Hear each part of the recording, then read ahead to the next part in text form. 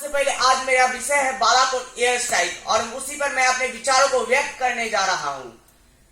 आज के समय में भारत ही नहीं अपितु पूरे विश्व के लिए आतंकवाद एक अभिशाप के रूप में उभरी है।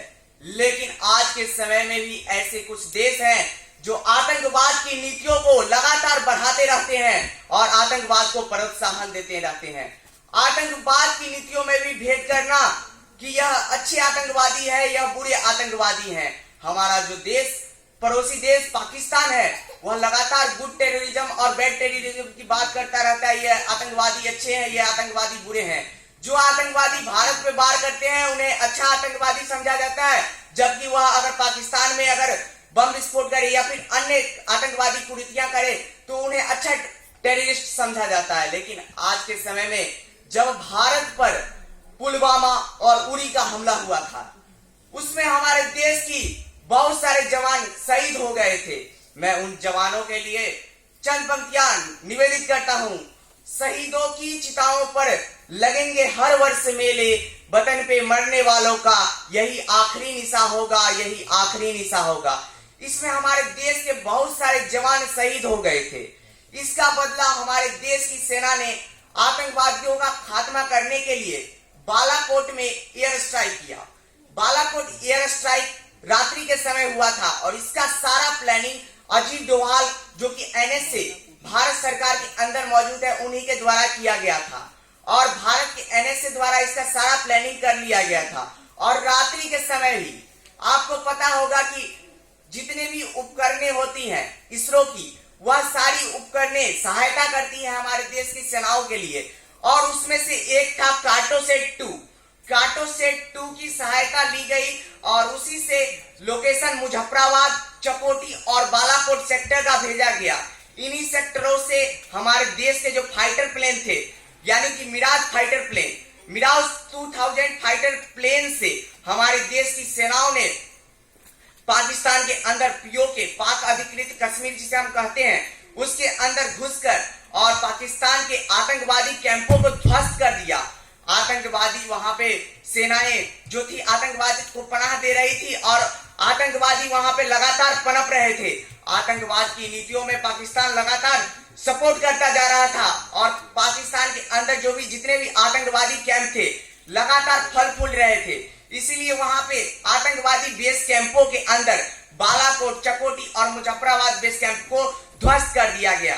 इसमें हमारे देश की सेनाओं के सामने बहुत सारी बाधाएं आई, बहुत सारी असफलताएं आई, लेकिन उनका सामना करते हुए हमारे देश की सेनाओं ने बालाकोट में एयर स्ट्राइक किया। इसके लिए मैं चंद पंक्तियां निवेदित करता हूं। बाधाएं आती हैं आए, घिरे प्रलय की घोर घटाएं, सिर पर बरसे यदि ज्वालाएं, निज हाथों में हंसते हंसते आग लगाकर जलना होगा, कदम मिलाकर चलना होगा, कदम मिलाकर चलना होगा। इसके अलावा हमारे देश की सेनाएं भी आजकल सशक्त हो गई हैं। आज ऐसा हमारे देश में कुशल नेतृत्व के कारण हो पाया है।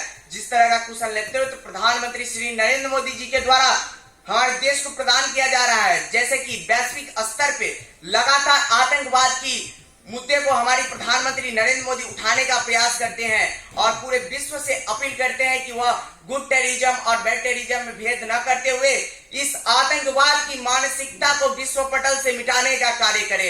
और इसमें हमारे देश के अंदर जितनी भी सेनाएं हैं और हमारे देश के अंदर जितने भी लोग हैं सभी लोग प्रधानमंत्री नरेंद्र मोदी जी का सम्मान करते हुए उनके कुशल नेतृत्व का सामना करते हैं। भारत के लिए ही नहीं अपितु पूरे वैश्विक स्तर के लिए यह आतंकवाद चुनौती का विषय बनी हुई है।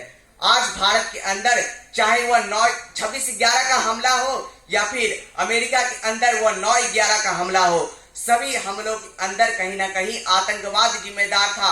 आतंकवाद की खराब नीतियों के कारण ही आज पूरा विश्व त्रस्त हो रहा है और पूरे विश्व के अंदर गलत मानसिकता पैदा हो रही है। आतंकवाद 2 कारणों से पनपता है। पहला अशिक्षा, दूसरा गरीबी। गरीबी के कारण जो युवा होते हैं वह युवा लगातार पथभ्रष्ट होकर गरीबी अपने जीवोपार्जन के लिए लगातार वह अनेक प्रयत्न करते रहते हैं और वह युवा भटक जाते हैं और देश की नीतियों में सहायता नहीं कर पाते हैं और वह गलत कार्य करने लगते हैं। जिस पर यही बात का फायदा पाकिस्तान लगातार उठाता आ रहा है।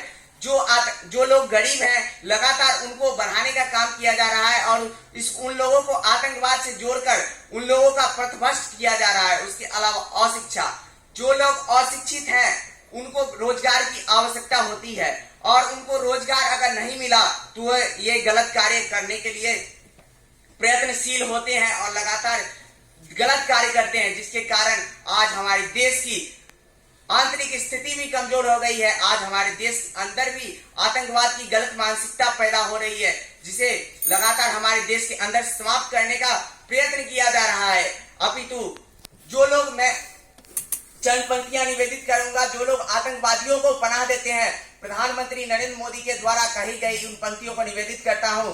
है सौगंध मुझे इस मिट्टी की, मैं देश नहीं झुकने दूंगा, मैं देश नहीं मिटने दूंगा, मैं देश नहीं टूटने दूंगा। अर्थात मैं देश को किसी भी हालत में उन आतंकवादियों के भेंट नहीं चढ़ने दूंगा जिन आतंकवादियों के कारण हमारा देश लगातार बदनाम होते जा रहा है, हमारा देश में के अंदर कुरीतियां आ रही है, हमारे देश के ऊपर हमलाएं हो रही है। मैं उन आतंकवादियों को खड़े रूप में यह सौगंध करता हूं कि मैं उन आतंकवादियों को नहीं छोड़ूंगा जब तक कि इस विश्व पटल से आतंकवाद की कुरीतियां समाप्त नहीं हो जाती। मैं